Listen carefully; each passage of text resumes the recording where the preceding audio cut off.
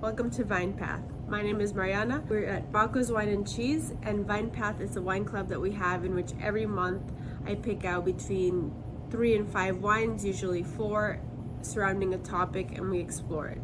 This month we're doing things a little bit differently. I'm at the shop. It's a really special month. The theme is Wines of Catalonia. For me, Catalonia is one of the most exciting wine regions in the world. Catalonia is in northeastern Spain. I don't want to get too controversial with politics, but it's its own culture. It has its own language. Some of the most unique wines. They also have very varied wines. They have sparkling, they have textured whites, they have deep reds. It's really close to the ocean. It has a maritime influence, but they are still high altitude and in the mountains. Let's taste. Up first, we're going to try a style of wine that's one of the most popular of all of Spain, cava. So, Pere cava. I've seen this winemaker in the Boston market for a while, and every time I see this label, I am like, it's going to be a good bottle. I didn't realize what a boutique winery it is. Pere is the winemaker. We're in the Penedes region of Catalunya, where there's a huge cava production.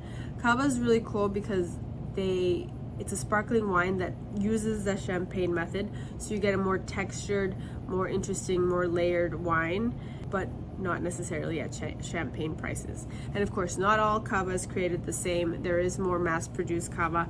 Pere is a really small producer. He started in 2000. He's a one-man operation.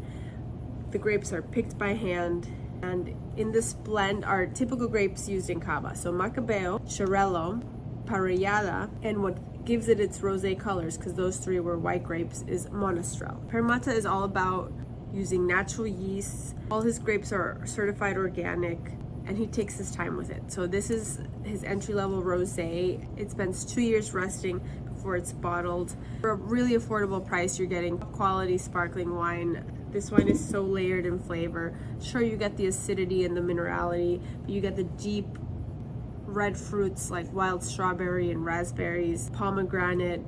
There's definitely some like spice, and the flavor just lingers. Make sure to have really chilled, and this I would have with some tuna tartare. All right, up next we've got this technically orange wine. I call it more of a textured white. This is from producer Descregut. This is 100% Macabeo, but aged in amphora. We're still in the Penedes region, and a few decades ago, archaeologists actually found remains from 1 BC, and it included amphora. So this producer gave an ode to the region, wanted to age their Macabeo in amphora to give it another layer of terroir. Macabeo can be a very high yielding grape that, if left without care, can be almost boring, but when made in the right yields, meaning not overplanted and left not overwatered, left to struggle a little, it produces really interesting, beautiful layered whites, usually with a little more weight. Now, because this wine is aged in amphora and it had some skin and stem contact, it's very almost nutty, almost oxidized. This wine kind of reminds me of sherry, which is one of my favorite wines as well. So definitely not your typical white. This white has to go in the right context. So I would really like this white with some tinned fish. There's almost something salty in this wine that I really like, and that I think would go beautifully with pairing it with some tinned fish. Make sure to have this wine chilled, but not super chilled like you would a sparkling wine or a lighter white. Up next, we have Joan and Josep d'Anguera, the Altaroses. Now we're in the Montsant region in Catalunya. The more I read about this winery, the more I'm convinced I definitely want to go visit them. They make really full, interesting, beautiful wines. The winery was started in 1820, and for about 100 years, their wine was more for selling off to other wineries or for bulk production. It wasn't until the 80s that they started bottling their own wine. Still, the winery always had a reputation for making really good wine. Joan and Josep took over in 2000. Unfortunately, their father passed away. Their website is really cool. They document every generation, what they did in the region and the winery, and it helps you see like the whole picture of the region of Montsant and the type of wines that they make. It's a winery that is Demeter certified, meaning they abide by really strict organic and biodynamic practices. This is 100% Garnacha.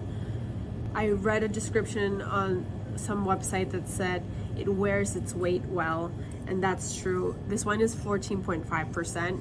It does not feel like it. It feels at first very fresh, but then it definitely makes its power known. It has the acidity. The tannins aren't too harsh, but they're still definitely there.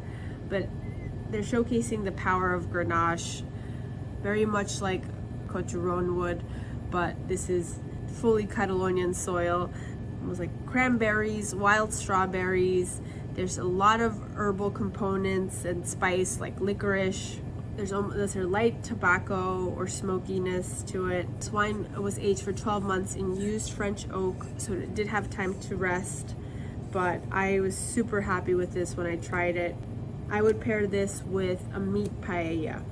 Keep in mind, paella is not from this part of Spain, but nonetheless, I think a little spicy chorizo and chicken or rabbit, whatever type of meat paella you get, this would be delicious with. The next wine is from Alvaro Palacios, Camins del Priorat. I gotta say, Alvaro Palacios, when you talk about Priorat wines, it's hard not to mention him. He is the man that really put Priorat on the map. Of course, this region has a long history of winemaking, but it wasn't taken that seriously. Alvaro Palacios comes from a winemaking family of Rioja. He traveled the world learning to make wine. He landed in Bordeaux. He worked for Petrus. He ended up becoming a salesman for oak barrels for high-end wineries. So he traveled all over Spain. Of all Spain, he really fell in love with Priorat, and it was there that he decided to put down some roots and start a winery. The Camins del Priorat is more of an entry-level wine. He tends to make some higher-end, very pricey wines. He has now projects all over Spain, but this is a perfect introduction of what a powerful Priorat wine is.